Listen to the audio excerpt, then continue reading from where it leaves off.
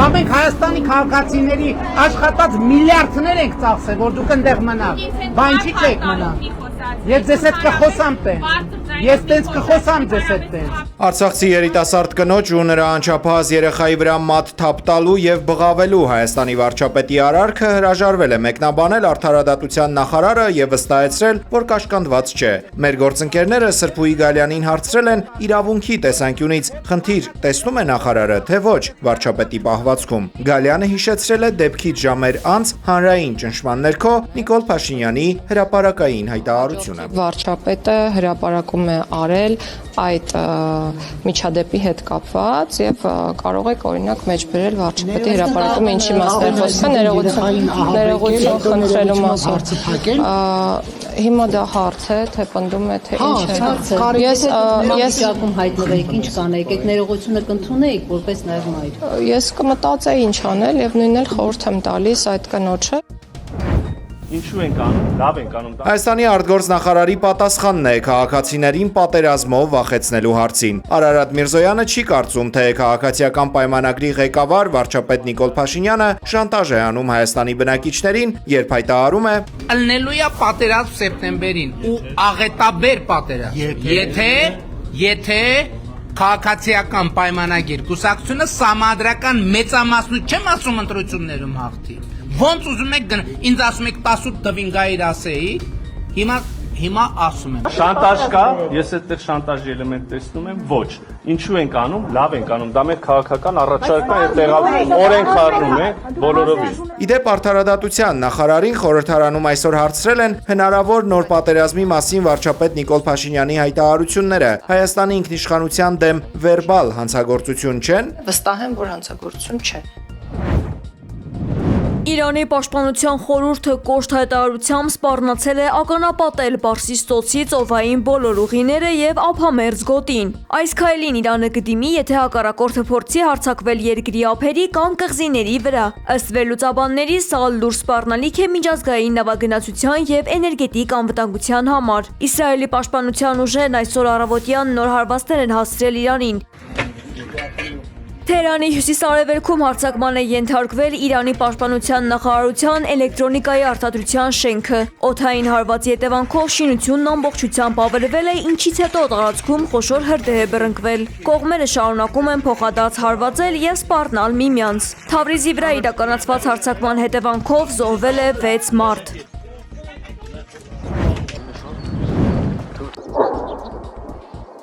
Իսրայելի պաշտպանության բանակը հայտարարել է Լիբանանի հարավում Հեզբոլահի ենթակառուցվածքների դեմ հարձակումների նոր ալիքի մասին։ Հզոր պայթյուններ են որոտացել սահմանամերձ Խիամ եւ Ալ-Թայբե բնակավայրերում։ Հեզբոլահն էլ թիրախավորել է սահմանի երկայնքով տեղակայված իսրայելցի զինվորներին եւ զինտեխնիկան։ Իսրայելական կողմը զգուշացրել է, որ Իրանի եւ Հեզբոլահի դեմ գործողությունները դեռ երկար կտևեն։ Իսրայելի բանակի խոսնակը նշել է, որ առջևում դեռ շաբաթների պայքար կա։ Ըստ նրա նպատակը Թեհրանի վարչակարգի եւ նրա դաշնակիցների թուլացումն է Իսրայելի քաղաքացիների անվտանգությունն ապահովելու համար։ Իսրայելական հրամանատարությունը նաեւ ծրագրել է ընդլայնել իր վերահսկողության գոտին Լիբանանի տարածքում։ Թեհրանի առնվազն 5 շրջաններում վաղ առավոտյան պայթյուններ են հնչել։ Իսրայելի զինվորականների տելեգրամյան պաշտոնական էջում հաղորդվում է, որ թիրախավորվել են Թեհրանում իրանական ահաբեկչական ռեժիմի ենթակառուցվածքները։ Թասնիմ լրատվական գործակալությունն էլ հայտնել է, որ Իրանի հարավային Բանդար Աբբաս նավահանգստային քաղաքում ԱՄՆ եւ Իսրայելի հարձակման հետևանքով խոցվել է պետական հեռարձակողի ռադիոհաղորդիչը, ինչի հետևանքով 1 մարդ զոհվել է, եւս մեկը վիրավորվել։ Իսրայելի հանրային հեռարձակողը երկուշաբթի վաղ առավոտյան հայտնել է, որ Իրանից Իսրայելի կենտրոնական հատվածի ուղղությամբ կասետային հրթիռ է արձակվել եւ հաղորդվել է մի քանի հարվածային գոտիների մասին։ Սաուդյան Արաբիան եւ Արաբական Միացյալ Էմիրությունները եւս հայտնել են նոր հարձակումների մասին, իսկ Բահրեյնում տագնապի ազդանշաններ են լսվել։ Այս գործողությունները տեղի են ունենում տարածաշրջանում լարվածության կտրուկ աճի ֆոնին, երբ Դոնալդ Թրամփը Իրանին 48-ժամյա վերջնագիր է ներկայացրել Հորմուզի նեղուցը բացելու համար։ Ի պատասխան Իրանի արտգործնախարար Աբբաս Արաղչին ասել է, որ Հորմուզի նեղուցով ծովային երթևեկության դադարեցման պատճառն այն է, որ ապահովագրական ընկերությունները մտահոգված են ԱՄՆ-ի նախաձեռնած պատերազմով, այլ ոչ թե Իրանի գործողություններով։ Իսլամական Հանրապետությունը նաև զգուշացրել է, որ կահարվածի ծոցի ողջ տարածքի էներգետիկ եւ ջրային ենթակառուցվածքներին, եթե ԱՄՆ նախագահ Դոնալդ Թրամփն իրականացնի իր սպառնալիքը հարձակվելով երկրի էլեկտրական ցանցի վրա։ Վերջնագրի ժամկետը լրանում է վաղն առավոտյան։ Հարևան Իրանում ԱՄՆ-ի եւ Իսրայելի հետ պատերազմի 3 շաբաթվա ընթացքում սպանվել է ավելի քան 1400 խաղաղ բնակիչ, հայտնել է իրանական հարցերով զբաղվող մարդու իրավունքների ակտիվիստների լրատվական գործակալությունը։ Վաշինգտոնի ռազմական պաշտոնյաները մեղադրելով իրանցիներին հայտարարել են, որ իրանական ուժերը հաճախ հրթիռներ եւ անօդաչու թռչող սարքեր են արձակում հենց բնակեցված տարածքներից, վտանգի տակ դնելով խաղաղ բնակիչներին։ Իրանի առողջապահության նախարարությունն էլ հայտնել է, որ սպանվել է շուրջ 210 երեխա, 1500 անչափահաս էլ վիրավորվել է։ Նշվում է, որ պատերազմի զոհերի իրական թիվը կարող է զգալիորեն ավելի շատ լինել, քանի որ շարունակվող ռազմական գործողությունները, կապի խափանումները եւ տուժած տարածքների սահմանափակ հասանելիությունը դժվարացնում են որոնողական աշխատանքները։ Մերձավոր Արևելքի պատերազմի պատճառով աշխարհը կարող է բախվել վերջին տասնամյակների վատթարագույն էներգետիկ ճգնաժամին, զգուշացրել է էներգետիկայի միջազգային գործակալության ղեկավար Ֆաթիհ Բիրոլը, իրավիճակը բնութագրելով որպես շատ ծանր։ Մեզանից շատերը հիշում են 1970-ականների երկու հաջորդական նավթային ճգնաժամերը։ Այն ժամանակ յուրաքանչյուր ճգնաժամի դեպքում աշխարհը կորցնում էր օրական մոտ 5 միլիոն բարել նավթ, երկուսը միասին 10 միլիոն բարել։ Այսօրվա դրությամբ մենք կորցնում ենք օրական 11 միլիոն բարել, ինչը ավելին է, քան երկու խոշոր նավթային ցնցումները միասին վերցրած։ Մասնավորապես ասել է Բիրոլը։ Նրա համոզմամբ ոչ մի երկրի այս ճգնաժամը չի շրջանցի։ Բիրոլը նաև տեղեկացրել է, որ Մերձավոր Արևելքի պատերազմի արդյունքում առնվազն 40 էներգետիկ օբյեկտ լրջորեն վնասվել է։ Լոնդոնի հյուսիսում անհայտ անձիկ հրկիզել են Իհուդ հացալա իսրայելական կամավորական ծառայության շտապօգնության 4 մեքենա։ Դեպքի հետևանքով տուժածներ չկան, հայտնել է ոստիկանությունը։ Իրավապահները փորձում են պարզել, թե հարձակումը կատարվել է ատելության հողի վրա եւ թե ինչ առնչություն ունի իրանական հակամարտության հետ։ Լաոսի մայրաքաղաք Վիենտիանում եւ մոտակա շրջաններում անսովոր ուժեղ կարկուտ է տեղացել։ Պատճառը տաք եւ սառը օդի կտրուկ բախումն է։ Կարկուտին ուղեկցել են ուժեղ քամին եւ ղորդարատ անձրևը։ Հարյուրավոր տներ վնասվել են։ Տուժածների մասին դեռևս տեղեկություն չկա։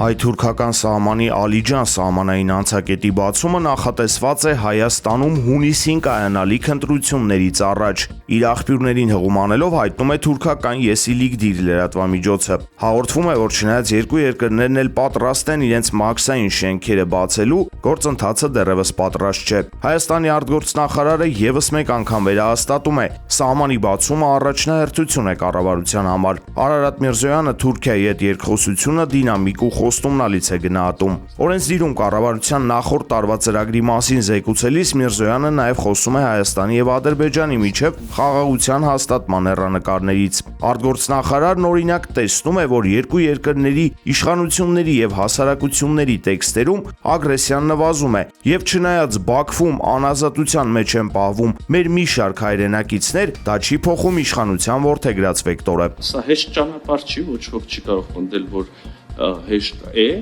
բայց մենք հաստատակամորեն պետք է շարժվենք այս ճանապարհով եւ մի օր կունենանք, հուսով եմ, վերջնական նույնիսկ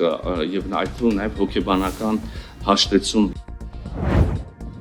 Շուտով հնարավոր է մեր երկրի ու Թուրքիայի կրթական ոլորտները համագործակցեն։ Արտգործնախարար Արարատ Միրզոյանի փոխանցմամբ ներկայումս քննարկվում է երկու երկրների բուհերում ուսանողների համար հատուկ կրթաթոշակներ սահմանելու հնարավորությունը, ինչը կարող է երկու երկրների միջև երկխոսության մշակութային եւ հումանիտար կարևոր բաղադրիչներից մեկը լինել։ Երկու երկրների բուհերում միմյանց ուսանողներին կրթաթոշակներ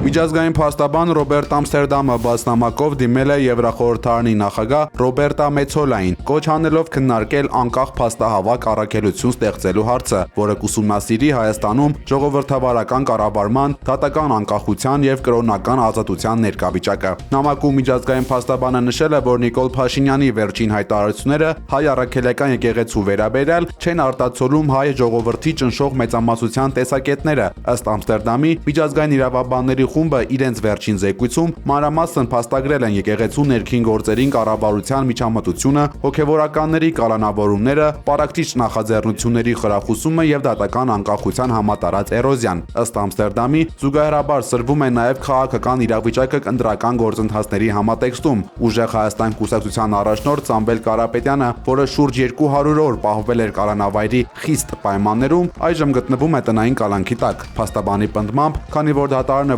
որոշում է կայացրել եւս մեկ ամսով երկարաձգել նրա խափանման միջոցը, ակնհայտ է դառնում, որ հունիսի 7-ին կայանալիք ընտրություններին լիարժեք մասնակցելու նրա հնարավորությունները կտրուկ նվազում են։